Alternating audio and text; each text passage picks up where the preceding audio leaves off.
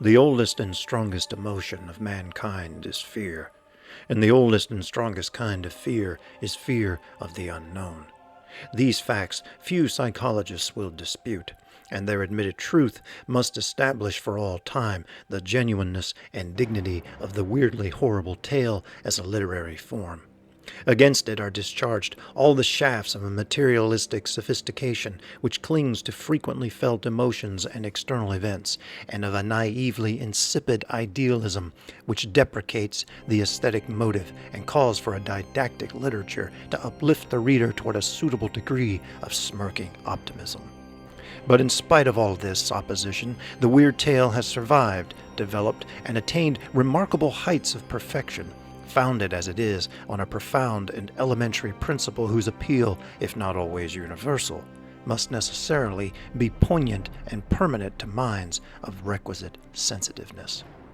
The appeal of the spectrally macabre is generally narrow because it demands from the reader a certain degree of imagination and a capacity for detachment from everyday life. Relatively few are free enough from the spell of the daily routine to respond to rappings from outside, and tales of ordinary feelings and events, or of common sentimental distortions of such feelings and events, will always take first place in the taste of the majority. Rightly, perhaps, since of course these ordinary matters make up the greater part of human experience. But the sensitive are always with us, and sometimes a curious streak of fancy invades an obscure corner of the very hardest head, so that no amount of rationalism, reform, or Freudian analysis can quite annul the thrill of the chimney corner whisper or the lonely wood.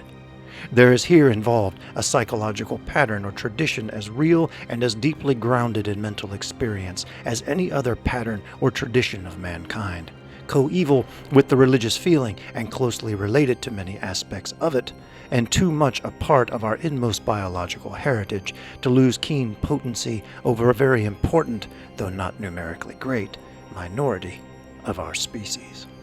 Taken from Supernatural Horror in Literature by H.P. Lovecraft, 1927.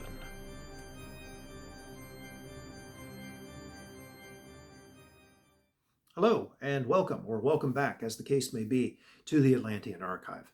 This channel is only a month or so old, and it's already grown more than I ever expected it to, and that's thanks to all of you. Those of you who have subscribed, you've taken an interest in the channel, you've liked the content, you've shared it, and especially when you've commented on it, you've taken time out to actually give me some feedback. I appreciate all that very much. And the YouTube gods obviously take notice of that sort of thing, and it helps the channel grow. So thank you. Thank you very much for all of that. And I hope to offer you content worthy of your time. I hope I have already, but I hope to do even more so in the future. Going into October, everybody, or just about everybody anyway, is thinking more in terms of horror. Even if you don't like this stuff, you really can't get away from it. You know, it's the one time of the year the Halloween stores open up, lots of scary movies on TV. You might see people around maybe reading horror novels more than you would have in the past. Although with, Kindle and other electronic readers, you really don't know what people are reading, which is a nice privacy feature. If you don't want people messing around in your business in the airport or something, you just sit there with your reader and enjoy whatever it is you want to without fear of ridicule or whatever, or somebody's disapproval. Speaking of which, I don't know how what your experience was like, but when I was younger, if you were into this kind of thing, sci-fi, fantasy, horror, that sort of stuff, you pretty much had a target painted on you. You were a geek, and it was okay to abuse geeks in whatever manner seemed most fitting or most expedient at the time. And if you were into that kind of stuff, you were cautious. You were very careful who you talked to very much about it because you would get ridiculed and abused in various ways. And that was especially the case in my background. I come from a strongly evangelical Christian background. I went to Christian schools, and they are kind of, to some extent, they're into fantasy. Tolkien gets some respect in some of those circles. They'll respect that kind of literature because they think maybe it teaches morality lessons. C.S. Lewis is popular with a lot of Christians, of course, his Narnia series. So there's kind of some respect in that area. You'll find some who enjoy science fiction, like Star Trek and that sort of thing. So there is some of that, but less for horror. Especially, horror has just always been the redheaded stepchild of film and literature. Last month we were talking about pulp stories a lot, especially Robert E. Howard's Conan stories, and the pulps just never really got any respect. They laid the groundwork really for modern sci-fi, horror, fantasy, billion-dollar movie franchises. Guys like Stephen King and all out there making a lot of money, selling a lot of books. Would that have ever been possible without the pulps? I don't think so. Yet the pulps still don't get much respect even today. Yeah, a lot of it was schlock.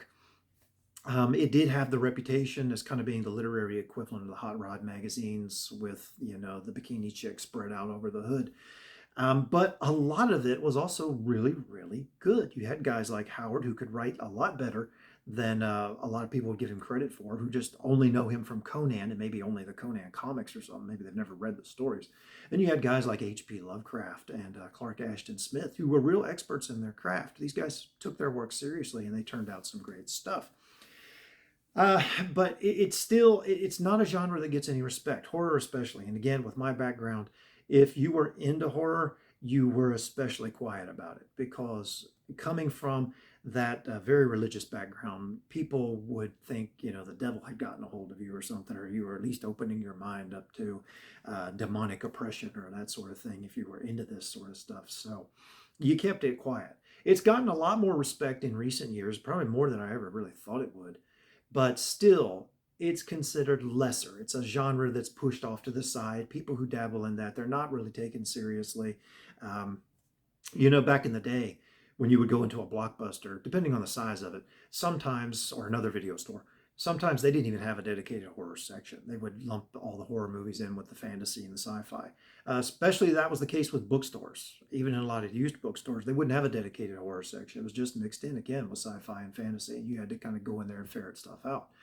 And the paperbacks from Hell era probably didn't help people take the genre any more seriously with some of the cover art that they had on those books. That didn't look like something that most people would think, oh, let me get that for my kid. This will really enrich their life. Yeah, you don't get that kind of reaction with the skeletons and everything else on the front of the book. So I understand why people kind of looked askance at that sort of thing. And that was the same way with comics too. Those of you who are into that, I'm sure you will remember the way mom would look at you when you wanted a comic that had especially certain female superheroes or whatever on the front, and they just look at it saying, where is the rest of her outfit? This sort of thing. So all of us who have been into the geek literature and the films, all that sort of thing, we can trade the stories back and forth. And always there's somebody sitting in the back asking, why do you like this stuff? What is it about this that appeals to you? And you can see by the expression on the face and the tone in the voice, they're worried about you. They may be concerned. Should I turn my back on this person? Does this person have a collection of severed heads in their closet? What is going on with you? Are you a Jeffrey Dahmer in training? What's going on with this? So I thought it would be a good idea to start off this month, and hopefully if I'm able to get into some horror this month, by just looking at the issue, why do nice, apparently normal people, why do nice, apparently normal people like horror? What motivates them to read the stuff, to watch the stuff? And is there any redeeming value in it? When, your relative sits down with that look that says, we're almost ready to stage an intervention here. Give us a reason not to.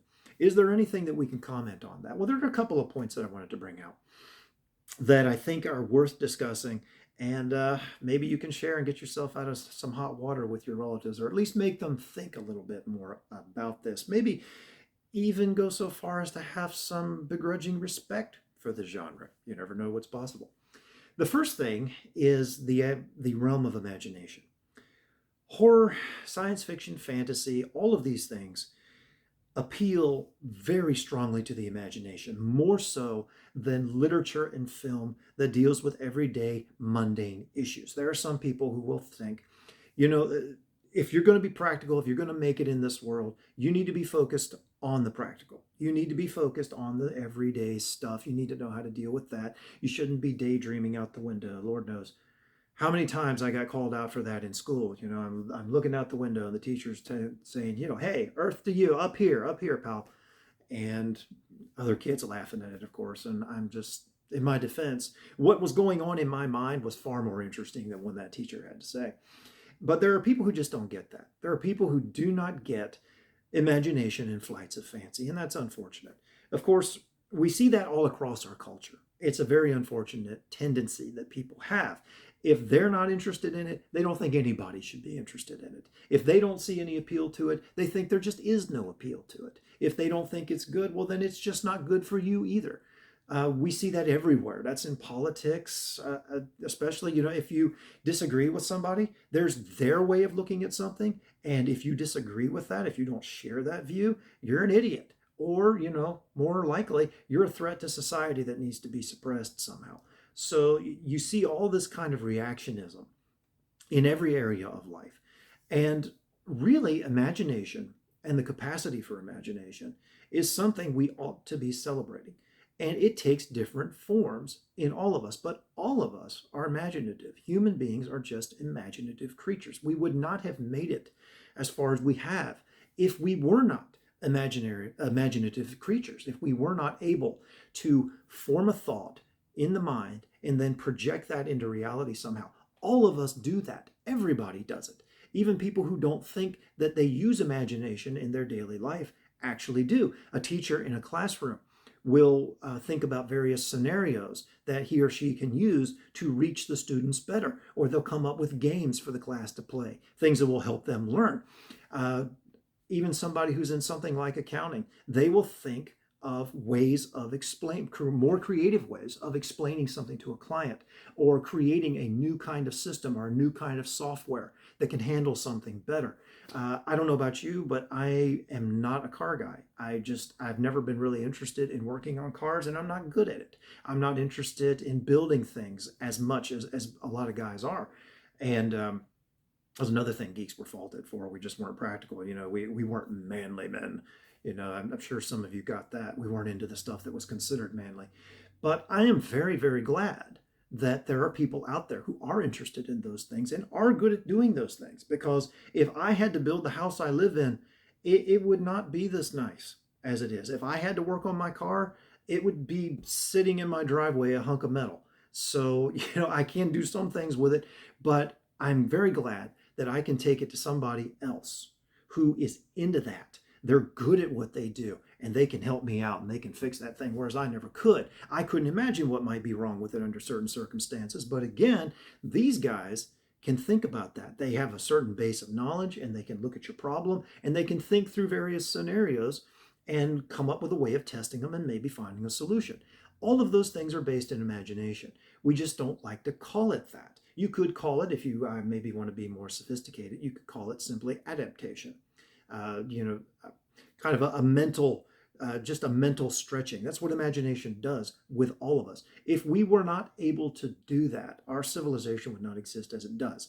We wouldn't have technology like I'm using to record this video, because once upon a time, somebody had to get it into their head to do the foundational things that make electronics possible. And once they had done that and proven what was possible, somebody else came along and said, I bet if we did this, we could do something over here. So again, the imagination is responsible for our entire civilization. There is an effort being made, unfortunately, and I don't want to get political here or anything, but there is an effort being made to try to force all of us to think in exactly the same way about a lot of things. And to my way of thinking, that's an absolute disaster. We are individuals. If we lose the capacity to think, to create as individuals, we're going to lose civilization. It will not last very long. I mean, think about it for a minute. Not just the car guys and the building, construction people, all of that. They use imagination in what they do. But think of what the arts would be like without imagination. Literature, books of any type. Why would anybody sit down and want to write any kind of book? Why did Jane Austen figure out the scenarios that she did for the stories that she wrote, or the Bronte sisters? Why would any kind of film that you like to watch, why would anybody do that? Why would anybody take the time to do it, or produce different sorts of film, music, all that kind of thing? Why would anybody take the time to create various sorts of music? Everything would look and sound exactly the same if we all thought alike. All of the richness that we see in our civilization is due to the fact that we imagine, and we imagine differently. Now, with horror and science fiction and fantasy literature, this really presses imagination to the limits. We don't just look at things from the mundane, the everyday, and try to imagine how we can make things maybe better in that course, or how we can deal with the real world, quote unquote. We like to expand our minds to consider things that aren't real. And there are reasons for that, and there are benefits even to that. Many times in fantasy, science fiction, and yes, even horror literature, you will find a monster or a situation, an interplanetary war, something like that, that becomes a symbol for something that does have a counterpart, a correspondence of some type in the real world. Rod Serling, the creator of The Twilight Zone, commented on a number of occasions. If you listen to his lectures, by the way, he's fabulous. Serling commented that he could deal with issues in a science fiction, fantastic format that he could never possibly confront openly, racism and all that sort of thing. And that has long been a part of this legacy. Horror tales, for instance. Clark Ashton Smith, I gave an example of this last month in the video that I did on The End of the Story, Clark Ashton Smith's short story, where a lot of his stories, including that one, are morality tales, really disguised morality tales, where a person is confronted with a choice, where evil is given a certain type of allure. And the idea is, will the protagonist overcome this, or is he or she going to succumb to this?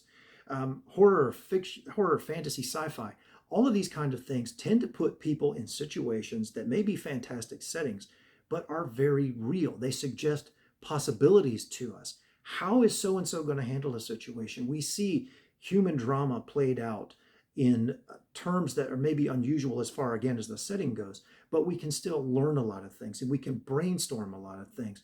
And with science fiction, obviously, we can think about different kinds of technologies and maybe different ways of living that we would never have considered before. With horror, especially, there's a lot of overlap between fiction, science. What constitutes a solely sci-fi story, or what constitutes a pure horror story? I think it's author's intent and the effect it has on the reader. That's a good way of classifying that. But there's a lot of overlap between these things. Like Stephen King's story, The Stand, for instance. It's usually treated as horror, and it has a lot of strong horror elements in it. It also has a fair amount of commentary in it, and it's got a lot of food for thought in it. What would happen if civilization were to collapse and somebody were to have to start over again with just the bare minimum? What would they want to remember? What lessons would they take from that sort of thing? I've been reading one of the classics of apocalyptic literature recently, Earth Abides. I've got to drop it on the floor. Also got other things in my apocalypse library, as I refer to it. Alas, Babylon, Robert McCammon's Swan Song, other books like that, where the author takes a look at what would happen at the collapse of civilization. That's not normally something that you're going to get in more acceptable, quote unquote, mainstream type literature that people are happy about. They're happy to read, and if they see you reading a certain thing, they're going to be like, "Oh, great, that's 2 thumbs up," as opposed to something else. They're like, "That's morbid. Why would you want to read something like that?" Again, we need people who can think and create and imagine in all sorts of different ways.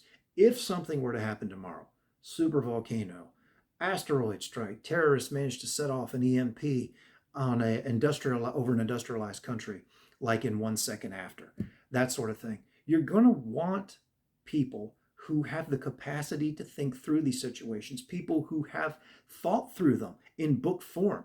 In that immersive experience, they've gone through something like The Stand, obviously, is a little bit more fantastic. Earth Abides is a little bit more realistic. But regardless, there are many realistic scenarios and mentally stretching scenarios in all of these kinds of books, where you can put yourself in the position of someone else and in the position of the groups that you have in these stories, and these people are trying to get society started again. What sort of things do you have to be concerned about? What sort of things do you need to look forward to? What sort of things do you need to guard against? All of that kind of thing is found in stories like these. You can pick up a lot of good content that way, and think about things in ways you never would have, as well as confronting the issue of our fundamental institutions, our personal relationships. Sometimes one of the benefits of horror is stripping the veneer of civilization from a situation and letting you really get to take a look at naked human impulses. Imagine for a minute as civilized as we are, we consider ourselves the pinnacles of human achievement. We're very proud of ourselves. And over 2,500 years of pretty steady progress, we have a lot to be proud of. We have accomplished a lot of things. Even in my lifetime, I've seen many great things take place. But let me ask you this. What happens if the power goes out for a month? What happens if the grocery store shelves are bare for more than 2 weeks or so? Since most people don't have more than a few days worth of food in their house. What are people going to do? How are people going to react? You see, we are so confident in our abilities and in our progress, and we are rather insular thinking. We don't like to learn from history. A lot of people don't look back on history. A few years ago, there was a commentator on the news who was doing an interview with somebody who was trying to lay out his position on a certain political issue, and he started to give some background, and the guy cut him off and he says, "Look, we don't have time for a history lesson." And I remember thinking, really? You want to talk about this subject? You want to find a solution for this subject, but you don't have time to look at the nature of the subject? How did we get ourselves in this situation to begin with? What's the background here? What created this situation? Then maybe you're not really serious about trying to deal with it or trying to solve it. So people who are into science fiction, into fantasy, into horror, they tend to be deeper thinkers when it comes to these subjects. They tend to be the ones who will take the hard, close look at who we are, at what we are, at our civilization, who and what our civilization is, how we got to where we are. And far from, being the kind of people who've got severed heads in the closet, a lot of people who are into these kinds of literature because they are deep conceptual thinkers, because they have the capacity to immerse themselves in other worlds, in other people's lives, in fantasy, into situations, and stretch their imaginations. A lot of these people are pretty tolerant people. They are pretty caring people. They have a very sensitive humanity to them because they've experienced all these adventures. They've looked at all of these potentialities. They've thought about the deep questions. These are not, for the most part, knee-jerk reactionaries who are going to look at a book cover and say, "I don't like that, I'm going to put it away. And I can't deal with this," whatever. And there are degrees. Obviously, you can get into it to the point where it's morbid and it does become a problem. But we have yet another unfortunate tendency in our society where people just do not want to deal with anything that they don't like. They don't even want to look at it. They don't want to hear it. They get triggered, as we say today, and they shut down. And some of them actually do not have the capacity to deal with even things in everyday, mundane, ordinary life that they just don't like. And it's becoming a problem, and it's going to, I'm afraid, become a much more severe and significant problem in years to come. On YouTube, there's a couple of channels I really like where they talk about history, alternative history, what if scenarios, that kind of thing. What if the Nazis won World War II? That sort of stuff. And a while back, YouTube was actually threatening some of these people with demonetization because they had swastikas in their videos. And swastika, of course, is considered a hate symbol now. And the creators were saying, look, on a couple of their videos, they actually said, look, if you see something odd about our videos, it's because we're having to go in and blur these images out because YouTube is threatening to strike us if we don't. Because people are so triggered by these things that they can't even see something like a swastika in a historical, legitimate context. These are not channels promoting white supremacy or white supremacist ideology or anything like that, or fascism for that matter. They're just dealing with something in a historical context. Here were these people called Nazis. This is the symbol they use, so we're going to use the symbol in the video. But there are people who just can't handle that. That is not one of the signs of a strong society that has the capacity to endure. Because life is not all puppy dogs and roses and rainbows. We have to have people that can deal with difficult things. Any of you who've ever been hurt, you've had to go to the hospital, you're glad that there are doctors and nurses who can deal with blood, with body fluids, who can deal with opening somebody up and repairing organs and all that sort of thing, who don't faint at the sight of blood. You're happy to be able to have people like that you can resort to help you, who can clean up the things that are ugly about society. And again, in the area of imaginative thinking, we benefit from people who ask the deep questions, who consider these things, who are willing to look at humanity stripped of its pretense, stripped of its civilizing influences, and say, who and what are we really? Why do we do the things we do? You have to look at some really ugly stuff to confront those questions. And there's a great deal of benefit when you can get to the truth of them and you can help people see a way forward, a way of dealing with things. Do you just take somebody you don't like who maybe has a problem with, let's say, stealing? Do you just shoot the guy dead, or do you try to rehabilitate him somehow? Do you get to the core aspect of the problem? Maybe he just likes to take stuff that doesn't belong to him. Maybe there's just a base reason for it. But there are also reasons, very complex reasons, that people do things. The deep thinkers are the ones who consider this. Again, they're not the reactionaries. They have the capacity to look at something, break it down, and see how it works. And when it comes to human behavior, human psychology, all of that is very valuable to us. Even in horror, again, because horror enables you to look at the really ugly stuff. And it enables you to look at something maybe in the form of symbolism, maybe the monster, and wonder, how would I deal with this? Even if you're never going to come across something in real life, you benefit from thinking through scenarios and placing yourself into the positions of people who are dealing with stuff that is shocking, stuff they're unprepared for, stuff they didn't think was possible. Horror enables you to do that. So again, there's that imaginative aspect of it, and I've already spent more time talking about that than I wanted to.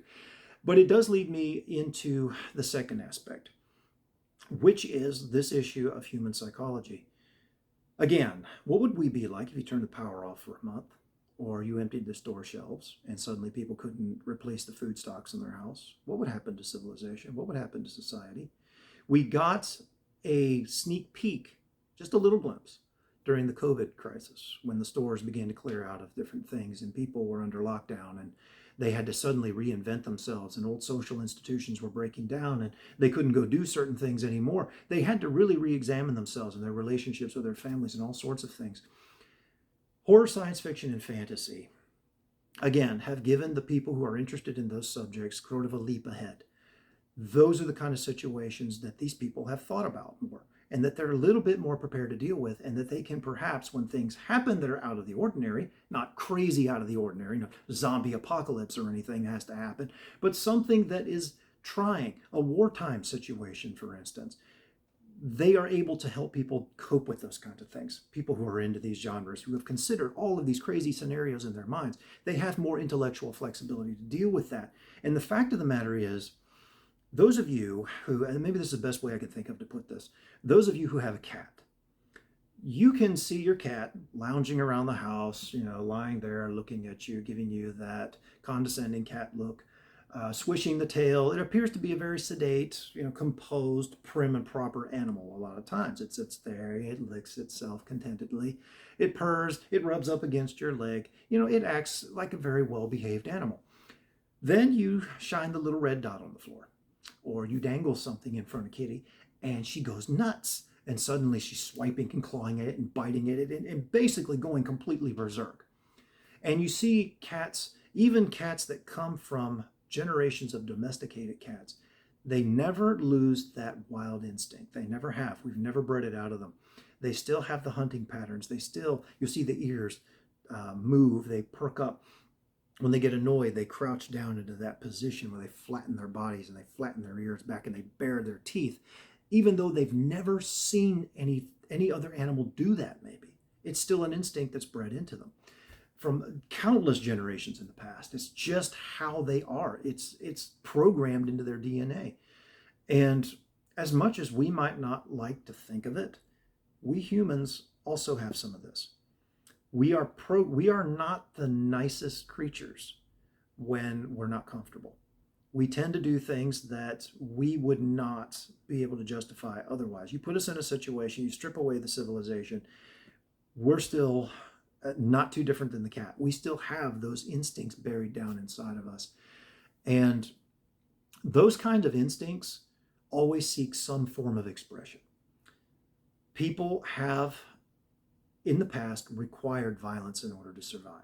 Today, we pride ourselves on using certain groups of people to do violent things for us, the police, the military, whatever, while we sit back and act like, we're above all that. Sometimes that's how we look at it. We have categorized these things. We have civilized behavior. There are standards. We don't think like that. We don't act like that, whatever. But push us just a little bit, and we revert to the barbarian. And Robert E. Howard would be proud to hear that. It's a very real aspect of who we are. We can be violent. We have violent impulses. We enjoy heroes, for instance. We know that there are threats. In the past, we had to deal with threats on an everyday level of survival. We had to deal with the lion, possibly coming into the village and snatching a kid. We had to deal with, or the mountain lion out west, we had to deal with animal threats. We had to deal with raids from rival tribes. We had to deal with all that kind of stuff.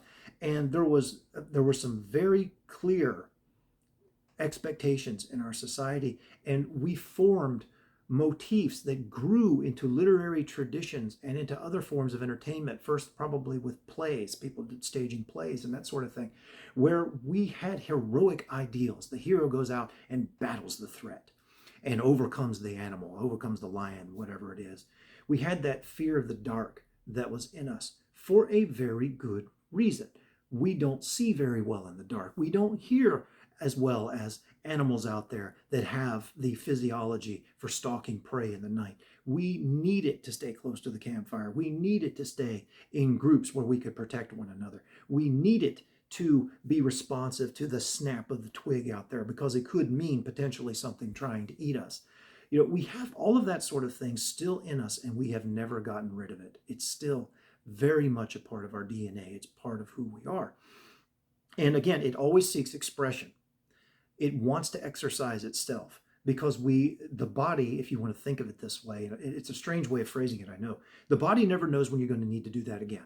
It wants to keep its instincts sharp. There are still those impulses, because we never know how long civilization will last. We think we're here forever, but I'm sure everybody else in the past did as well. All the civilizations. Rome probably never thought it would fall. Carthage, Egypt, all of the empires of the past. Others that we may never have known anything about. Groups from prehistory. What did they go through? We don't know. Did they ever expect it would happen? Probably not. They probably thought they had the blessings of their gods, the protection or whatever, and then some natural disaster comes along and suddenly they're starting over again. And we seem to think that we've progressed beyond that. And, God help us, we'll never face a complete civilization reset, but we may. And our DNA is constantly trying to prepare us for that. That's why we like the hero stories. That's why we like the action stories. That's why we can live vicariously through some of those things. We're like the cat that never has had to hunt anything a day in its life, but still keeps its hunting instincts intact. And science fiction, fantasy, horror, by allowing us scope for the imagination and allowing us to step into the shoes of people in those situations, gives us something of an out for the instincts that we still have, that our bodies, our DNA still wants us to hone and keep ready to use, whether we mentally want to think that we'll ever need this or not. We want to think we're above it, but our DNA knows differently, and it's always trying to keep itself ready. And again, these things, as I said, people vary. We're all individuals. All of us do these things to varying degrees. Some people, they have absolutely no interest in it. They can't even tolerate the sight of something they don't like. They won't discuss it, whatever. They get triggered, they shut down. That's about as, oddly enough, they get violent when they do that, though. They get violent in their quest to be protected from certain things. That's when they get most crazy. But it's the people who have the capacity to look the boogeyman in the face and take him on that society needs. And something in all of us, even if we're not into that, something in us admires the people who can do that. And the greater the threat, the greater the admiration we have for the person who overcomes the threat. And the greater we tend to magnify the threats. That's why you see in ancient literature and mythology, you see these half human, half monster type things. The hero, doesn't go up against the skinny guy across the street who's making too much noise with his lawnmower or something. No, he goes up against the Minotaur. That's where the admiration lies, because that's the challenge. The greater the challenge, the greater our admiration for the hero who overcomes it. And we all want to rally behind those people. And there's something, again, within us that wants to keep that alive and keep us able to respond to it.